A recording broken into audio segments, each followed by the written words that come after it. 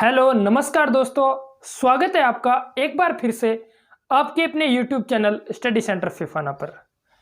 जल्दी से इस प्रीमियर सेशन को आप लोग शेयर कीजिए, ठीक है। ज़्यादा से ज़्यादा संख्या में शेयर करो और अपने जो दोस्त हैं उन्हें चैनल पर जुड़ने को कहो, जिससे कि ज़्यादा से ज़्यादा सब्सक्रिप्शन हम लोग ले सकें और इसके साथ ही जो अपना चैनल जो है वो मोनेटाइज भी हो जाए, ठीक है ना दोस्तों। तो ज़्यादा से ज़्यादा मैं अपेक्षा करूँ कि आप प्रत्येक जो विद्यार्थी है वो कम से कम 5 सब्सक्रिप्शन जो है वो मुझे देगा, यानी 5 सब्सक्राइब यदि प्रत्येक बंदा करवाएगा तो सब्सक्रिप्शन के साथ साथ फास्ट टाइम बढ़ेगा और जिससे चैनल क्या है मोनेटाइज हो जाएगा, ठीक है।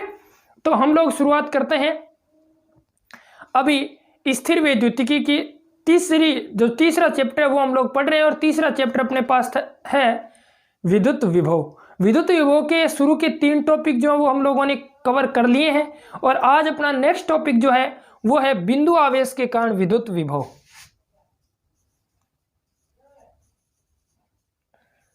बिंदु आवेश के कारण विद्युत विभव।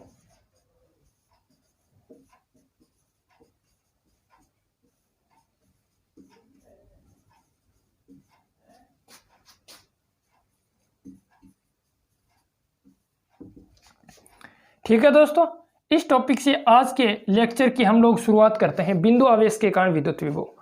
तो हमने पढ़ा था विद्युत क्षेत्र की तीव्रता के बारे में, यानी इससे पीछे वाला जो टॉपिक था वो था अपने पास भी विद्युत विभव विद्युत क्षेत्र से हम लोग किस प्रकार प्राप्त कर सकते हैं। और उसके लिए अपने पास व्यंजक आया था V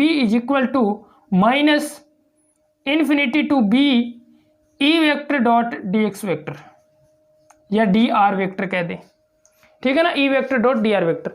तो ये जो सूत्र अपने पास है, इसी सूत्र के आधार पर हम लोग बिंदु आवेश के कारण विद्युत विभव ज्ञात करेंगे, ठीक है। देखिए किस प्रकार से ज्ञात करते हैं।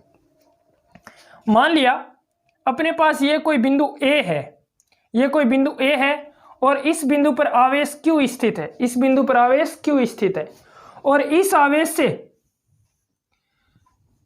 R दूरी पर कोई बिंदु P है और इस बिंदु पे P पर हमें विद्युत विभव की गणना करनी है, ठीक है ना। इससे थोड़ी सी दूरी पर यहां पर मान लेता हूं मैं बिंदु Q है जो dr दूरी पर है, P से dr दूरी पर है और हमें पता है भी आवेश को अनंत से लाना पड़ेगा, तभी हम लोग क्या ज्ञात करेंगे, विभव ज्ञात कर सकते हैं। अनंत से r दूरी पर लेकर आएंगे। तो इस प्रकार से देखें हम लोग, तो इस आवेश Q के कारण बिंदु P पर विद्युत क्षेत्र की तीव्रता, आवेश Q के कारण बिंदु P पर विद्युत क्षेत्र की तीव्रता, विद्युत क्षेत्र की तीव्रता। तो बिंदु P पर विद्युत क्षेत्र की तीव्रता क्या हो जाएगी भी, E vector KQ upon R square R cap. Equation number first आ गई मेरे पास, ठीक है ना। तो R दूरी पर स्थित किसी बिंदु पर विद्युत क्षेत्र की तीव्रता क्या होती है, KQ अपॉन R स्क्वायर। तो ये हम लोगों ने ज्ञात कर लिया, E vector KQ upon R square R cap आ गया, ठीक है। अब हमें ज्ञात क्या करना है, विद्युत विभव। तो विद्युत विभव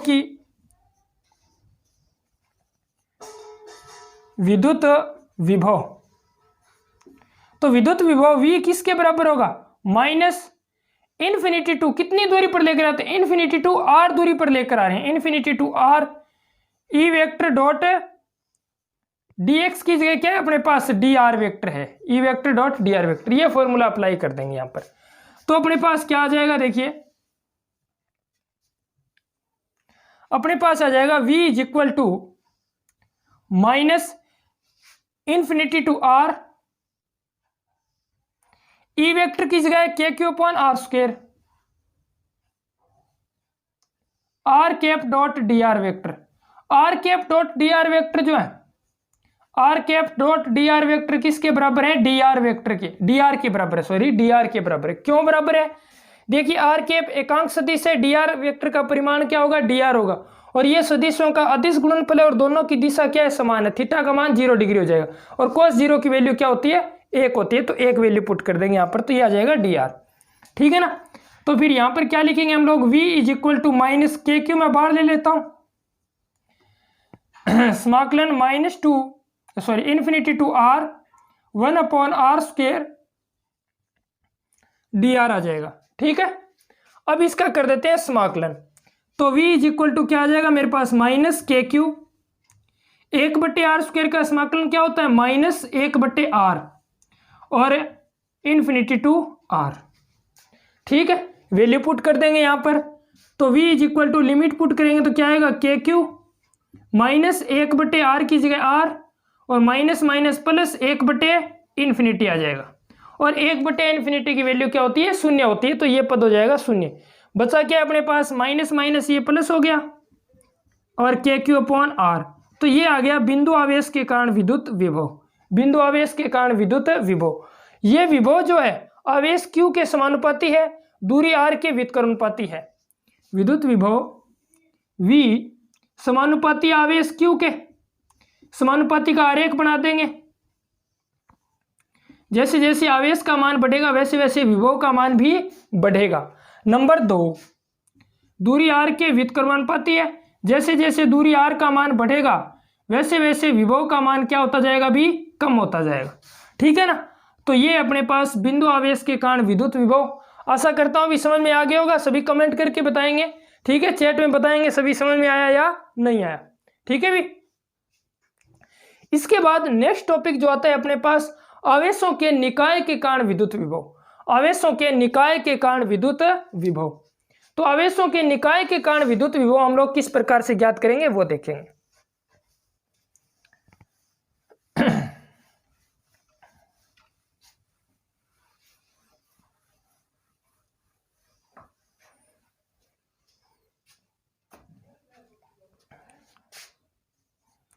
आवेशों के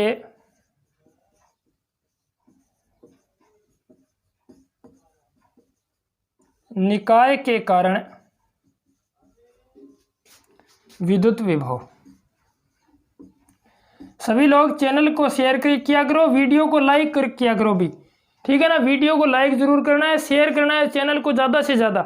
ठीक है भी। मैं आप लोगों के लिए कुछ कर रहा हूँ या फ्री में एजुकेशन आप लोगों को दे रहा हूँ, तो आप लोगों को भी मतलब हक बनता है भी आप भी ज़्यादा से ज़्यादा चैनल को शेयर करो। जितने हो सके उतने सब्सक्रिप्शन जो है वो आप करवा सको, उतने सब्सक्राइब जो है चैनल को करो। नेक्स्ट टॉपिक है अपने पास आवेशों के निकाय के कारण विद्युत विभव। आवेशों के निकाय के कारण विद्युत विभव की हम लोग गणना करते हैं। किस प्रकार से ज्ञात करेंगे देखिए। माना ये अपने पास कोई बिंदु O है, इस बिंदु O से R1 वेक्टर दूरी पर कोई आवेश है अपने पास Q1।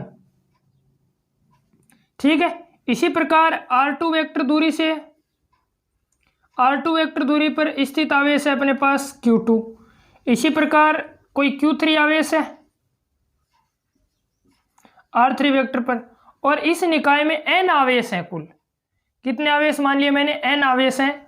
ये Qn आवेश है और ये है Rn वेक्टर दूरी पर। ठीक है ना। तो अब देखिए अपने पास क्या होगा भी, इस Q1 आवेश के कारण O पर विभव, Q2 के कारण O पर विभव, Q3 के कारण O पर विभव, इसी प्रकार Q1 के कारण O पर विभव जो है वो हम लोग ज्ञात कर लेंगे और O पर कुल विभव की गणना कर देंगे। ठीक है भी। तो देखिए आवेश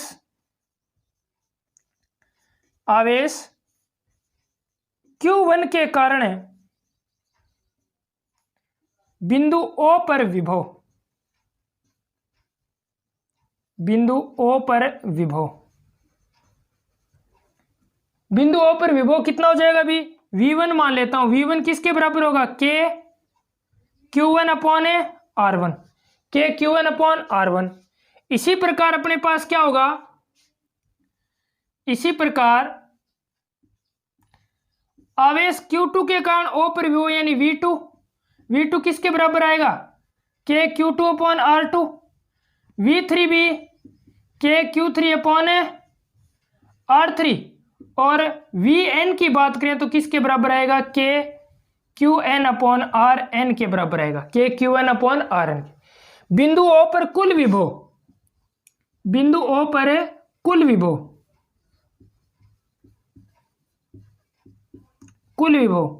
तो कुल विभव क्या हो जाएगा V is equal to V1 plus V2 ऐसे ही करके Vn तक इन सब का क्या कर देंगे जोड़ कर देंगे।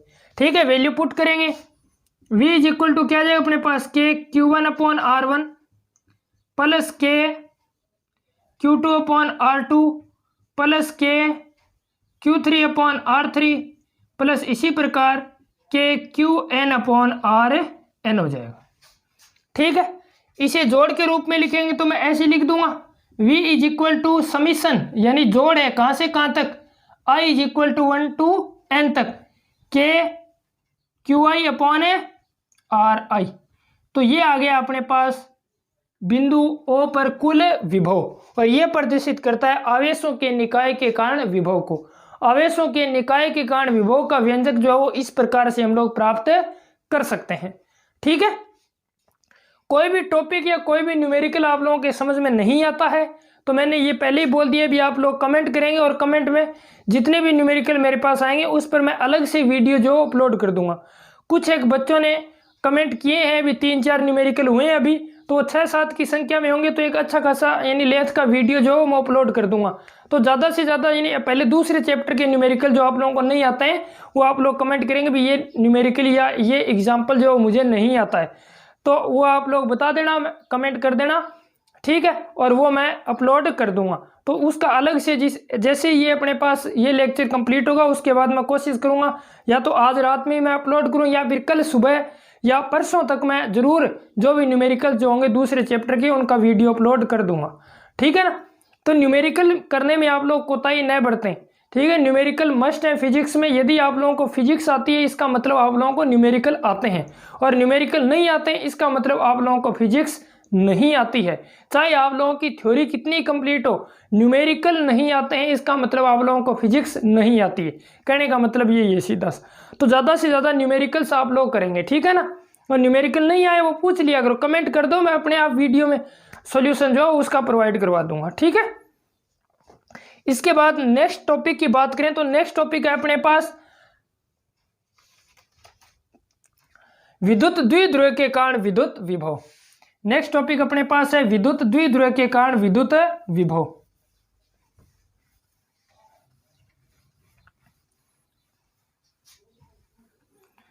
विद्युत द्विध्रुव के कारण विद्युत विभव, ये इंपॉर्टेंट क्वेश्चन है और ये अभी जो एग्जाम हुआ था उसमें आया भी था, विद्युत द्विध्रुव के कारण विद्युत विभव।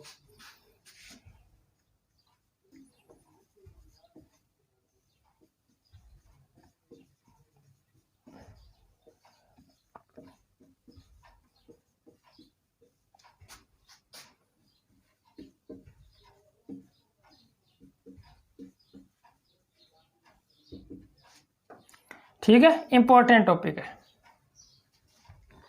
दूसरे या तीसरा आंकिक जो निबंधात्मक प्रश्न है इस चैप्टर का, दूसरा या तीसरा, ये मोस्ट इंपॉर्टेंट है अभी। ठीक है ना, तो देखिए किस प्रकार से इसे ज्ञात करते हैं हम लोग। मान लिया अपने पास ये कोई द्विध्रुव है, ये कोई आवेश है अपने पास ए बिंदु है और इस बिंदु पर कोई मान लिया मैंने ये धनावेश है और ये मान लिया मैंने क्या है ऋणावेश माइनस क्यू आवेश है। ठीक है, इन दोनों के मध्य दूरी जो है वो 2a है और ये द्विध्रुव का केंद्र है O। यहाँ से यहाँ तक की दूरी a है और ये दूरी भी कितनी है a है। द्विध्रुव का केंद्र है, इसका मतलब ये दूरी को 2 समान भागों में विभाजित कर रहा है। ठीक है ना, अब देखिए धनावेश है तो फिर मान लिया इससे r जो दूरी है यानी केंद्र से r दूरी पर कोई बिंदु P है, यह मान लेता हूं बिंदु P, यहां पर मान लिया मैंने, थोड़ा बड़ा बना लेता हूं डायग्राम। ठीक है, यहाँ माइनस क्यू आवेश ले लेता हूँ, यहाँ प्लस क्यू आवेश है, ये द्विध्रुव का केंद्र है O, ये दूरी हो गई अपने पास A और ये भी हो गई, यानी टोटल कितनी होगी 2a, और यहाँ से R दूरी पर कोई बिंदु P है।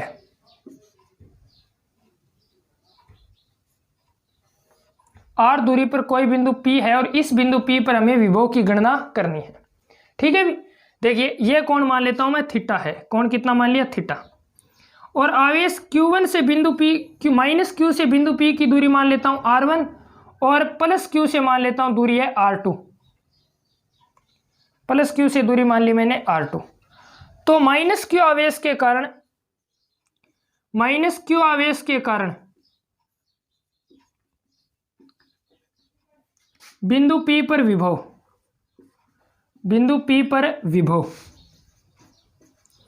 तो माइनस Q आवेश के कारण बिंदु P पर विभव कितना आ जाएगा मेरे पास, V1 is equal to minus KQ upon R1। ठीक है। इसी प्रकार प्लस क्यू आवेश के कारण, इसी प्रकार प्लस क्यू आवेश के कारण कितना आएगा अभी, प्लस क्यू आवेश के कारण होगा मेरे पास V2 इज इक्वल टू के क्यू अपॉन R2। अब हमें R1 और R2 नहीं चाहिए, हमें चाहिए R। तो R ज्ञात करने के लिए क्या करेंगे, देखिए मैं इनको एक बार हटा देता हूं यहां से। मैं इस रेखा को, जैसे ये बिंदु O था तो इसको मैं आगे बढ़ाया, M तक बढ़ा लिया और यहां से इसके ऊपर लंब डाल दिया, ये बिंदु M है, ठीक है ना, ये बिंदु A है। तो ये त्रिभुज देखिए अपने पास AMO है, ये 90 डिग्री का एंगल है, ये थीटा कोण है, तो ये भी कितना होगा थीटा, ये दूरी A है। तो ये OM जो है वो मैं ज्ञात कर लेता हूं, OM। तो OM की लंबाई कितनी आएगी इस त्रिभुज में, त्रिभुज यहां लिख देता हूं मैं, त्रिभुज OMA में मैं कोस थीटा की वैल्यू ज्ञात करूंगा। कोस थीटा किसके बराबर होता है भी, लंब बटे आधार। तो लंब कितना है 90 डिग्री के सामने वाली भुजा कर्ण हो गई, सॉरी कर्ण बटे आधार, आधार बटे कर्ण होता है, सॉरी। तो OM यानी OM और बटे कर्ण कितना है A, तो OM की वैल्यू क्या आ जाएगी, A कोस थीटा आ जाएगी, ठीक है। तो अब ये कुल दूरी यानी PM कितनी हो गई, तो PM किसके बराबर हो जाएगी, R plus A cos theta, R plus A cos theta, ठीक है। अब क्या करता हूं मैं, इससे यहां पर लंब डाल देता हूं ये, ठीक है। ये बिंदु मान लिया मैंने N है, तो अब ये दूरी भी कितनी आएगी, ये A है, तो फिर ON भी कितनी आएगी, A कोस थीटा ही आएगी, A कोस थीटा, ठीक है ना। तो अब PN जो है, इसी प्रकार PN की वैल्यू कितनी आएगी, R minus A cos theta आएगी, R minus A cos theta, यानी कुल R थी, इस R में से A कोस थीटा घटा देंगे तो ये बच गई R minus cos theta, R minus A cos theta, ठीक है। यहां तक हो गई बात के लिए। अब देखिए यहां से मुख्य बात अपने पास आती है। मुख्य बात क्या है, लंबवत दूरी जो है वो लगभग समान मानी जाती है, लंबवत दूरियां लगभग क्या मानी जाती है, समान। तो इसका मतलब ये R1 और ये जो PM है ये लगभग क्या है, बराबर। चूंकि R1 लगभग बराबर है किसके, PM के, और बराबर किसके, R plus A cos theta के। तो R1 बराबर आ गया किसके, R plus A cos theta के। इसी प्रकार R2 जो है वो किसके बराबर आ जाएगा, R minus A cos theta के बराबर आ जाएगा, R minus A cos theta. तो अब अपने पास V1 क्या आ गया, माइनस के क्यू अपॉन R1 था, यानी R plus A cos theta, तथा V2 क्या आ जाएगा, K Q upon R minus A cos theta, ठीक है। कोई दिक्कत नहीं। बिंदु P पर कुल विभव ज्ञात कर लेते हैं, बिंदु P पर कुल विभव, बिंदु P पर कुल विभव, बिंदु P पर कुल विभव यानी V किसके बराबर होगा, V1 प्लस V2 के, V1 और V2 के जोड़ के बराबर होगा। तो V1 और V2 की वैल्यू पुट कर देंगे, तो V बराबर क्या आ जाएगा अपने पास, V1 की वैल्यू क्या है, माइनस के Q upon R plus A cos theta, और ये प्लस के Q upon R minus A cos theta है, ठीक है भी, कोई दिक्कत नहीं। यहां से ये जो है लघुत्तम लेंगे अपने पास, तो लघुत्तम लेंगे तो इधर मैं लिख देता हूं पहले इसे, के क्यू मैंने कॉमन ले लिया, ये आ जाएगा मेरे पास minus R plus A cos theta plus R plus A cos theta, और बटे R square minus A square cos square theta. ये इन दोनों का गुणनफल करूंगा, लघुत्तम आएगा A plus B into A minus B is equal to A square minus B square हो जाता है, ठीक है ना। तो यहां से ये मैं काट देता हूं, प्लस माइनस का R कट गया, तो V इज इक्वल टू क्या बचा है मेरे पास, K Q into 2A cos theta बटे R square minus A square cos square theta आ गया। क्योंकि R जो है वो ग्रेटर देन है किससे भी, A कोस थीटा से, तो इसका मतलब R स्क्वायर जो है वो वेरी वेरी ग्रेटर देन हो जाएगा किससे, A square cos square theta से, और R square minus A square cos square theta जो है वो लगभग बराबर है किसके, R स्क्वायर के। लगभग किसके बराबर आ जाएगा, आर स्क्वायर के।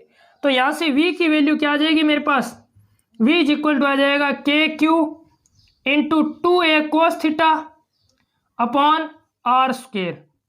ये आ गया मेरे पास विद्युत द्विध्रुव के कारण विद्युत विभव।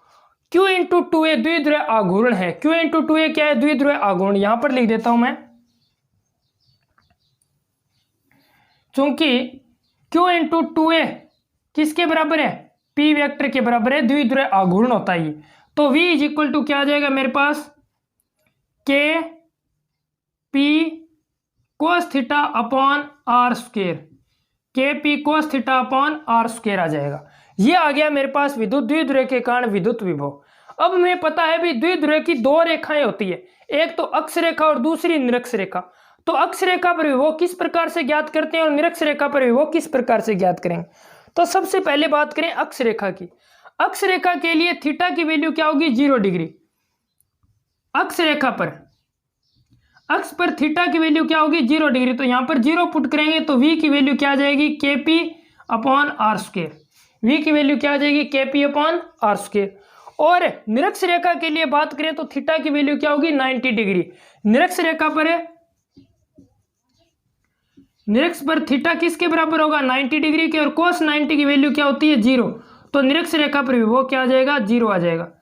तो द्विध्रुव की अक्ष रेखा पर विभव होता है के पी अपॉन आर स्क्वायर और निरक्ष रेखा पर विभव क्या होता है, 0 होता है। तो ये क्वेश्चन आता है अपने पास, सिद्ध कीजिए कि किसी विद्युत द्विध्रुव की अक्ष रेखा पर विद्युत विभव के पी अपॉन आर स्क्वायर होता है या फिर निरक्ष रेखा पर विभव 0 होता है। ठीक है ना। तो इस प्रकार से ज्ञात करते हैं। मैंने थोड़ा सा छोटा लिखा है क्योंकि ये टॉपिक थोड़ा लंबा था तो बोर्ड पर आना मुश्किल था, इसलिए मैंने थोड़ा छोटा लिखा है। ठीक है ना। तो आप कोशिश करना इसे समझने की। ठीक है भाई। इसके बाद चर्चा करते हैं नेक्स्ट टॉपिक की। जो भी टॉपिक आप लोगों को समझ में नहीं आता वो भी कमेंट कर दिया करो भी सर ये समझ में नहीं आया, या फिर आप लोग प्रयास करो भी एक बार जो वीडियो चल रहा है इसे पूरा देखते रहें और समझ में नहीं आता उस टॉपिक को आप दोबारा से रिपीट करके देख लो। ठीक है ना। तो दोबारा देखते रहो, ये तो आपके पास वीडियो पड़े ही हैं यूट्यूब पर, जब भी आओ, जब आपका मन करे पढ़ने का तब आप लोग आकर पढ़ सकते हैं। और साथ साथ में नोट्स भी क्रिएट किया करो, जो भी मैं बातें बोल रहा हूँ वो एक रफ कॉपी लेकर लिखा करो। ये नहीं भी वीडियो देख लिया तो पढ़ाई हो गई, ऐसे नहीं होगा। और जो ये प्रीमियर चलता है इसमें आप लोग चैटिंग भी बहुत ज़्यादा करते हैं, तो वो चैटिंग बंद करके पढ़ाई पर ध्यान दो भी। ठीक है ना। सिर्फ पढ़ाई पर ध्यान दो, चैटिंग करते रहते हैं आप लोग, ऐसे ही बकवास करते रहते हैं एक दूसरे के साथ भी, कैसे हो, कहाँ से, क्या हुआ, क्या करते हो, पढ़ते हो कि नहीं। तो वो तो अपने आप सामने आ जाएगा जब रिजल्ट आएगा। आप लोग +2 के एग्जाम दोगे, रिजल्ट आएगा तो सामने आ जाएगा कौन कितना पढ़ता है। ठीक है। तो ये सारी बातें छोड़कर आप लोग केवल पढ़ाई पर ध्यान दो। ठीक है ना। पढ़ाई पर ध्यान देने का मतलब ये है भी आप लोग रफ कॉपी लेकर, पेन लेकर साथ में बैठ जाओ और जो भी आप लोगों को मैं करवा रहा हूँ वो साथ साथ में लिखते रहो, इन्हें नोट्स बनाते रहो। ठीक है। तो साथ में अपने आपके खुद के हैंड रिटन नोट्स भी क्रिएट हो जाएंगे और टॉपिक भी साथ साथ क्लियर होता रहेगा। तो इस बात पर गौर करना है सभी को। ठीक है ना। इसके बाद नेक्स्ट टॉपिक की बात करते हैं। नेक्स्ट टॉपिक आता है अपने पास समविभव पृष्ठ। नेक्स्ट टॉपिक क्या आता है अपने पास, समविभव पृष्ठ।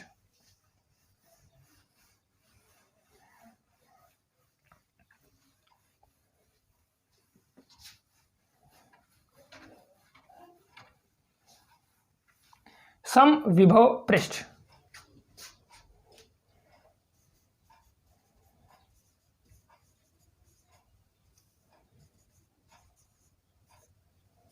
Equipotential surface. समविभव पृष्ठ। समविभव पृष्ठ क्या होगा, एक कोई ऐसा पृष्ठ जिसके प्रत्येक बिंदु पर विभव का मान क्या रहे, समान रहे। ऐसा पृष्ठ जिसके प्रत्येक बिंदु पर विभव का मान समान रहे उसे क्या बोलते हैं हम लोग, समविभव पृष्ठ बोलते हैं, समविभव पृष्ठ। ठीक है। तो प्रत्येक बिंदु पर विभव का मान समान रहे, जैसे मान लिया ये कोई पृष्ठ है और इस पृष्ठ के प्रत्येक बिंदु पर विभव का मान क्या है, समान है, तो इसे हम लोग क्या बोल देंगे, समविभव पृष्ठ बोल देंगे। ठीक है। अब देखिए मान लिया ये कोई बिंदु ए है और ये कोई बिंदु बी है, एक ही समविभव पृष्ठ पर स्थित है। इस पर विभवांतर वी ए और इस पर विभव जो है वीबी है, वी ए और वीबी। तो वी ए और वीबी का अंतर जो है वो क्या होगा, 0 होगा, क्योंकि वी ए और वीबी का मान क्या है, समान है, विभव का मान समान है, तो इनका अंतर भी क्या होगा, 0 होगा।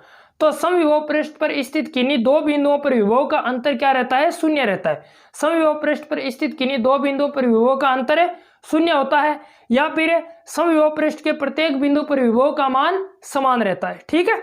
ये आप लोग बोल सकते हैं।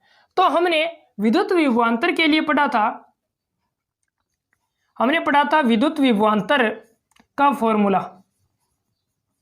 विद्युत विभवांतर क्या था अभी, VA minus VB is equal to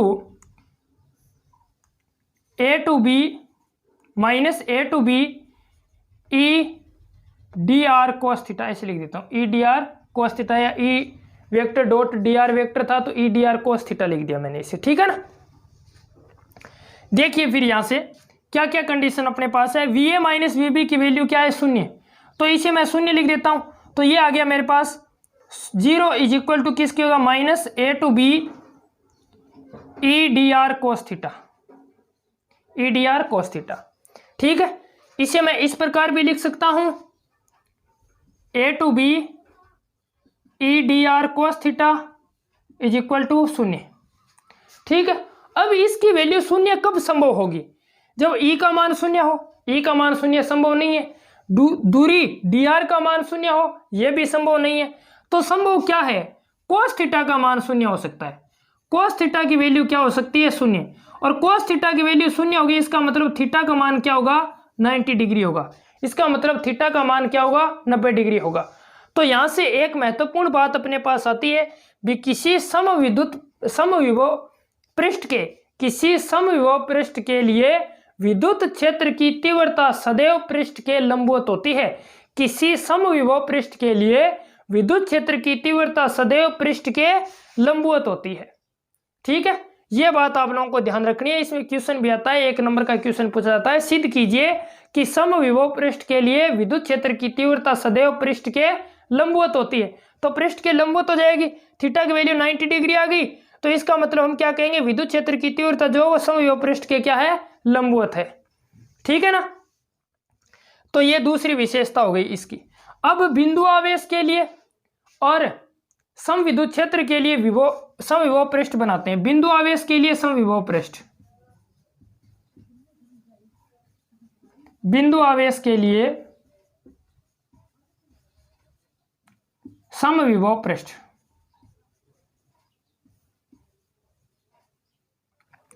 यह मान लिया बिंदु आवेश है कोई, इसके लिए समविभव पृष्ठ बनाएंगे, तो इसके लिए समविभव पृष्ठ जो है वो सहकेंद्रीय वृत्तों के रूप में होगा, इस प्रकार से सहकेंद्रीय वृत्तों के रूप में,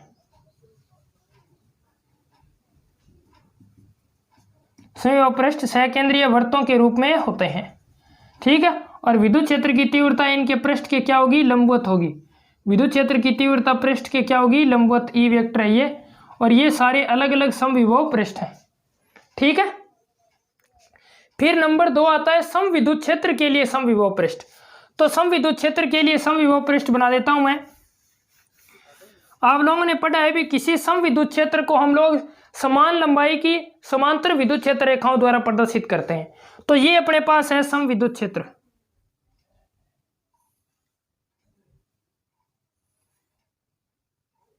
ठीक है। ये अपने पास समविद्युत क्षेत्र है, यहां पर बना देता हूं। इस समविद्युत क्षेत्र के लिए समविभव पृष्ठ बनाएं, तो समविभव पृष्ठ इस प्रकार से बनाए जाएंगे, देखिए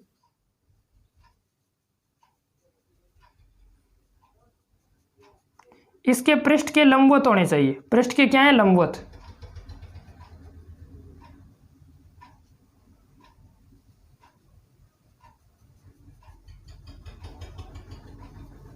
ठीक है ना। तो ये दोनों जो है वो क्या है, समविभव पृष्ठ है, और ये विद्युत क्षेत्र है ई वेक्टर, ठीक है भी। तो समविद्युत पृष्ठ जो है, यानी समविभव पृष्ठ जो है वो समविद्युत क्षेत्र के क्या होंगे, लंबवत होंगे, ये बात आप लोगों को ध्यान रखनी है। तो ये था अपने पास समविभव पृष्ठ। समविभव पृष्ठ क्या होगा, ऐसा पृष्ठ जिसके प्रत्येक बिंदु पर विद्युत विभव का मान क्या रहे, समान रहे, विभवांतर यानी दो बिंदुओं पर विद्युत विभव का अंतर या विभवांतर जो वो क्या हो, शून्य हो, विद्युत क्षेत्र की तीव्रता पृष्ठ के क्या होनी चाहिए, लंबवत होनी चाहिए। बिंदु आवेश के लिए समविभव पृष्ठ इस प्रकार से सहकेंद्रीय वृत्तों के रूप में बनता है, और समविद्युत क्षेत्र के लिए विद्युत विभव समविद्युत क्षेत्र की दिशा के लंबवत पृष्ठ के रूप में प्रदर्शित किया जाता है, ठीक है भी। तो आज हम लोग इतना ही पढ़ेंगे, बाकी जो है वो नेक्स्ट लेक्चर में हम लोग पढ़ेंगे, ठीक है ना। तो आप लोग ज़्यादा से ज़्यादा चैनल को शेयर करो, वीडियोस को लाइक करो, और चैनल को सब्सक्राइब करना जो है वो ना भूलो। सब्सक्राइब करने के साथ साथ जो साइड में एक बेल आइकन आता है उसे भी प्रेस कर दो, नोटिफिकेशन बेल होती है वो, उससे आप लोगों को क्या होगा, जैसे ही आप लोग उसे ऑल पर जैसे उसे प्रेस करेंगे तो प्रेस करते ही 3 ऑप्शन आते हैं, तो ऊपर वाला जो ऑल का ऑप्शन है वो कर दो, यानी कोई भी वीडियो, किसी भी प्रकार का वीडियो इस अपने चैनल पर अपलोड होगा तो उसका नोटिफिकेशन जो है वो आप लोगों को मिल जाएगा भी ये वीडियो जो है अपलोड हो चुका है, उसके लिए है। ठीक है ना, तो सब्सक्राइब करो तो उसके साथ में बेल आइकन में ऑल का ऑप्शन जो है वो प्रेस कर दिया करो। ठीक है भी, तो धन्यवाद, जय हिंद, जय भारत।